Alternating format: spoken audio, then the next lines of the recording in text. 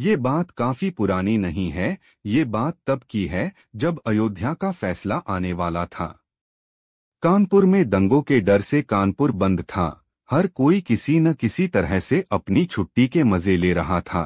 मेरे पड़ोस में रहने वाले एक चाचा जी अक्सर अपनी छुट्टी गंगा किनारे व्यतीत करते थे। मछलियों के बड़े शौकीन थे, इसलिए अक्सर छुट्टी के दिन मछलियां पकड़ने गंगा किनारे चले जाया करते थे। कभी कम तो कभी ज्यादा, मगर मछली पकड़ने में उस्ताद थे। उस दिन उन्होंने अपना दिन का खाना निपटाया और फिर अपनी पत्नी यानी चाची जी से मसाला पीस कर रखने को कहा और चले गए गंगा किनारे मछली पकड़ने। जैसा मैंने आप सबको बताया कि वो अक्सर मछली पकड़ने जाते थे, लेकिन उस दिन कुछ अलग ही हुआ। वो मछली पकड़ने के लिए अक्सर गंगा बैराज जाया करते थे, लेकिन कानपुर में उस दिन कर्फ्यू जैसा माहौल था, जिसके चलते उन्हें वहां तक जाना उचित नहीं लगा, क्योंकि कोई भी सवारी मिलना मुश्किल था। इसलिए आज वो शुक्लागंज की तरफ जाने वाले गंगा पुल के नीचे मछली पकड़ने चले गए। दोपहर के कोई 2:30 बजे के वक्त था। वो अपनी ही धुन में मस्त गुनगुनाते हुए मछलियां पकड़ने में व्यस्त थे, लेकिन 45 मिनट के बाद भी एक भी मछली हाथ नहीं लगी। लेकिन हर मछली पकड़ने वाले में सब्र का सैलाब होता है। वो भी सब्र करे हुए मछली पकड़ने की पूरी कोशिश करते जा रहे थे। वैसे भी गंगा के किनारे की खूबसूरती इतनी मोहक होती है कि वहां बैठने वाले इंसान का दिल कभी भर ही नहीं सकता, तो बोर होने की बात ही अलग है। वो भी अपनी खुशी में मग्न अपने काम में लगे पड़े थे। अचानक उन्हें महसूस हुआ कि उनके कांटे में कोई मछली फंसी है। उनके मन में खुशी की लहर दौड़ गई, लेकिन अभी पहले उन्हें देखना था कि मछली है कितनी बड़ी। अगर छोटी हुई तो कोई फायदा नहीं होगा, क्योंकि उनके परिवार में 5 लोग हैं। सिर्फ एक छोटी मछली से कोई फायदा न होता। खैर, वो अपनी इतनी देर बाद आई पहली सफलता को लेकर ही उत्साहित थे। उन्होंने कांटे की डोर को पकड़कर बाहर खींचना चाहा, मगर उन्हें भार ज्यादा लगा और वो उसे खींच नहीं पाए। उन्होंने अपनी उस मछली पकड़ने वाली डोर को एक पत्थर से बांध दिया और पूरा जोर लगाकर उस मछली को बाहर निकलने में लग गए। वो काफी जोर लगा रहे थे, मगर उसे बाहर खींच नहीं पा रहे थे। एक तरफ उनके मन में बड़ी मछली पकड़ने की खुशी उन्हें हार नहीं मानने दे रही थी, और दूसरी तरफ वो मछली जो बाहर आने की बजाय जैसे चाचा जी को ही अंदर खींचना चाहती थी। काफी जोर लगाने के बाद जब चाचा जी ने समझ लिया कि ये मछली अब बाहर नहीं आ सकती और न ही कोई और वहां था जो चाचा जी की मदद कर सकता, चाचा जी ने उस मछली को छोड़ देने का फैसला किया और एक आखिरी उम्मीद के साथ थोड़ा सा डोर को ढीला छोड़कर फिर एक साथ अपना सारा जोर लगाकर उसे खींचा। वो मछली बाहर आ गई। ये देखकर उनके चेहरे पर चमक आ गई। वो मछली देखने में करीब 4 फुट की थी और वजन करीब 8 किलो होगा। वो कांटे के साथ उछलकर बाहर आई थी। चाचा जी से करीब 3 मीटर की दूरी पर चाचा जी अपना सामान वगैरह छोड़कर उसके पास खुशी से गए, ये सोचते हुए कि इतनी बड़ी मछली को अकेले कैसे घर ले जा पाएंगे। वो उस मछली के पास पहुंचे पहले तो उसे मछली को देखकर दंग रह गए। वो मछली बहुत अजीब किस्म की थी, जैसी उन्होंने अपनी जिंदगी में नहीं देखी थी। काली और थोड़े से हरे रंग के दाग से थे उस मछली पर, लेकिन सबसे ज्यादा हैरान करने वाली बात जो थी वो ये थी कि उस मछली ने अपने मुंह में एक इंसान का सर पकड़ रखा था, मानो जैसे कि वो उसे खाने वाली थी। इस बात से वो बिल्कुल भी नहीं डरे, क्योंकि लाख पाबंदी के बाद भी कभी कभी गंगा में लाशें देखी जाती हैं, जिन्हें अगर सरकारी कर्मचारियों ने देख लिया वो उसे निकल लेते हैं, वरना न जाने कहाँ तक उसका सफर जारी रहता होगा। इसी ही लाशों को अक्सर बड़ी मछलियां भी खा जाती हैं। ऐसा ही कोई वाकया समझकर चाचा जी को डर नहीं लगा। उन्होंने सोचा शायद किसी लाश को खाने की कोशिश की होगी इस मछली ने, मगर खा नहीं पाई, इसलिए ये सर इसके मुंह में ही फंसा रह गया। वो मछली बिना तड़पे यथावत पड़ी हुई थी। जो सर उसके मुंह में था उसका पीछे का हिस्सा चाचा जी जो दिख रहा था। मछली की पड़ताल करने के लिए चाचा जी पहले धागा खींचा। दोस्तों, जैसा कि आप लोग जानते हैं, मछली पकड़ने पर कांटा हमेशा उसके मुंह में होता है, तभी वो पकड़ में आती है। लेकिन इस मछली को वो कांटा उसकी पूंछ में लगा था। आम तौर पर पूंछ पर कांटा लगता नहीं है, और अगर लग भी जाए तो मछली उससे आसानी से निकल जाती है, चाहे वो कितनी भी छोटी मछली क्यों न हो। और इतनी बड़ी मछली पूंछ पर कांटा लगने के बाद भी पकड़ में आ गई, ये दूसरी बार था जो उस मछली ने उन्हें हैरान किया था। लेकिन अब वो इन सब बातों को भूलकर बस ये सोचने लगे कि इस सर को इसके मुंह से निकालकर इसे घर ले चलते हैं। उन्होंने मछली को पलट दिया। अब उस मछली के मुंह में फंसे उस सर का चेहरा चाचा जी की तरफ हो गया। देखने से लगता था कि वो किसी ज्यादा उम्र वाले व्यक्ति का सर नहीं था, और न ही वो लाश ज्यादा पहले गंगा में फेंकी गई होगी। उस सर का चेहरा सही सलामत था। वो उसे निकलने की कोशिश करने लगे।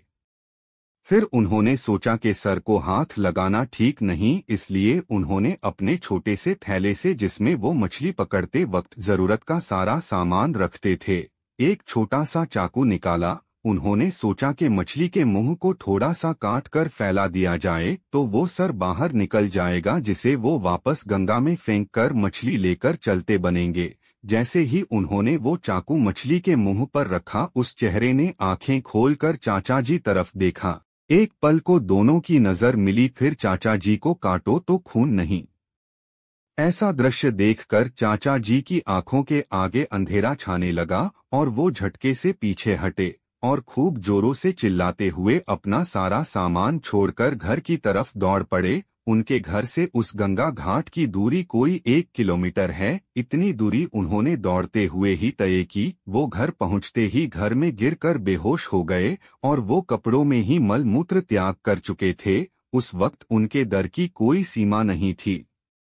घर में हाहाकार मच गया। पड़ोसी घर में मधुमक्खी के तरह जमा हो गए। किसी को कोई अंदाजा नहीं था कि उनके साथ क्या हुआ है, इसलिए सब ज्यादा परेशान थे। बच्चे बड़े हैं उन्होंने चाचा जी के कपड़े बदले और उन्हें अस्पताल लेकर गए, जहां डॉक्टर ने उन्हें कोई सदमा या डर बेहोशी की वजह बताया। ये सुनकर सब हैरान थे कि सदमा या डर किस बात का लगा उन्हें, और सब मिलकर केवल उनके होश में आने का इंतजार करने लगे। करीब 4 घंटे बाद उन्हें होश आया। खुद को सुरक्षित महसूस करने के बाद उन्होंने थोड़ा राहत की सांस ली। फिर सारा वाकया उन्होंने अपनी पत्नी और बड़े बेटे को सुना दिया।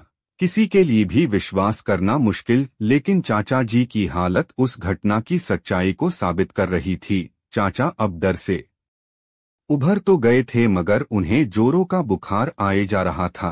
अस्पताल में सारे डॉक्टर पूरी कोशिश में लगे थे, मगर बुखार में कोई कमी नहीं आ रही थी। काफी कोशिश के बाद जब उनकी हालत में कोई सुधार नहीं आया, तो उनके बड़े बेटे ने तांत्रिक का सहारा लेने का फैसला किया।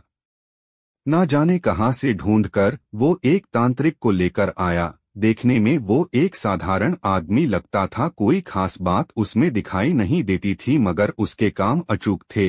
वो सुबह अस्पताल में आया और थोड़ी देर चाचा जी से बात की और फिर चला गया। शाम को वो दोबारा आया और फिर उसने जो बताया वो सच में चौंकाने वाला था। उसने बताया कि चाचा जी जब मछली पकड़ने गए थे तो उस समय वहां उन्हें कोई नहीं मिला था, न कोई मछुआरा न कोई नाव वाला मल्लाह, क्योंकि सब इस बात को जानते हैं, गंगा हो या यमुना या फिर और कोई भी नदी, हर नदी के किनारों पर घटवार होते हैं। कोई बहुत सौम्य व्यवहार वाले तो कोई अत्यंत कठोर। ये इन नदी के किनारों के रक्षक होते हैं।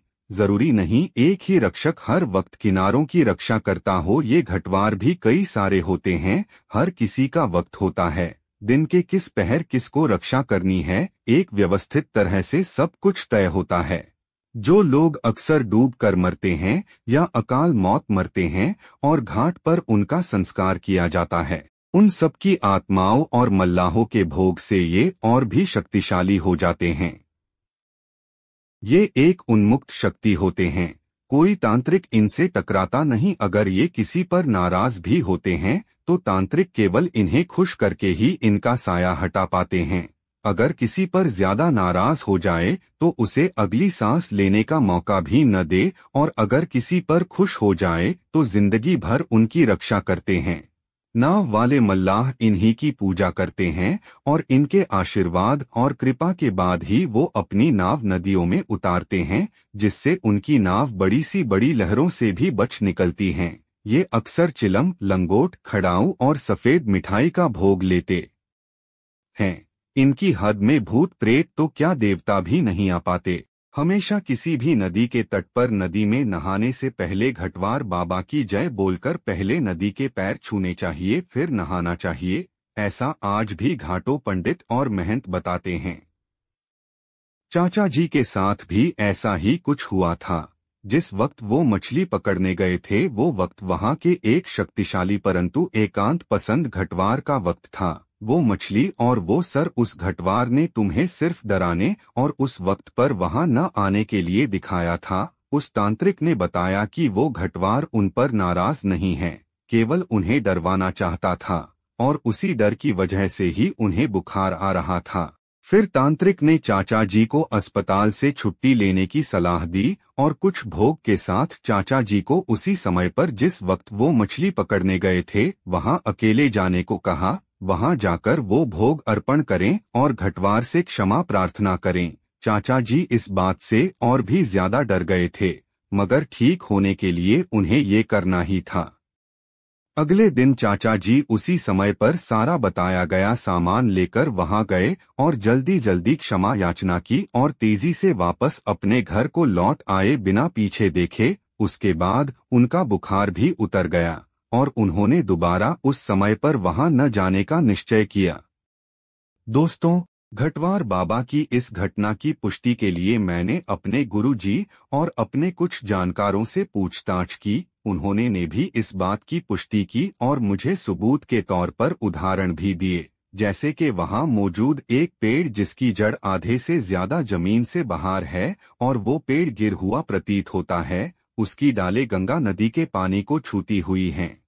जो कोई भी उसे पहली बार देखता है उसे इस बात का अचंभा अवश्य होता है कि ये पेड़ तो लगभग गिर हुआ है, तो फिर हरा कैसे है? इसे तो सूख जाना चाहिए। लेकिन वो हरा सिर्फ वहां मौजूद घटवार बाबा की कृपा से है।